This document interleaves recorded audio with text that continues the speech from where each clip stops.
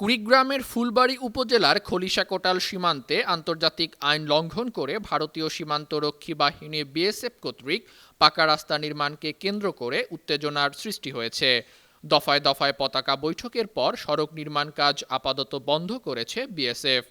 সকাল 11:30টার দিকে উভয় দেশের কোম্পানি কমান্ডার পর্যায়ে আন্তর্জাতিক মেইন পিলার নং 934-এর সাব পিলার 1S এর পাশে তৃতীয় দফা পতাকা বৈঠক অনুষ্ঠিত হয়।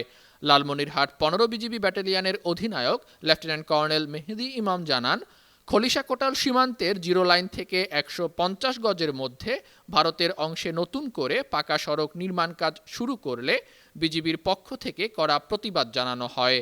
আন্তর্জাতিক আইনে সুস্পষ্ট বলা আছে, জিরো লাইন থেকে 150 গজের মধ্যে কোনো ধরনের পাকা স্থাপনা করা যাবে না। বর্তমানে ওই সীমান্তে বিজিবির টহল জোরদার করা হয়েছে। আগামী 13 জানুয়ারি ব্যাটালিয়ন কমান্ডার পর্যায়ে ওই সীমান্তে পতাকা বৈঠক অনুষ্ঠিত হবে। সে সময় পর্যন্ত বিএসএফ সড়ক নির্মাণের কাজ বন্ধ রাখতে সম্মত হয়েছে। বর্তমানে ওই সীমান্তে স্বাভাবিক অবস্থা বজায় আছে।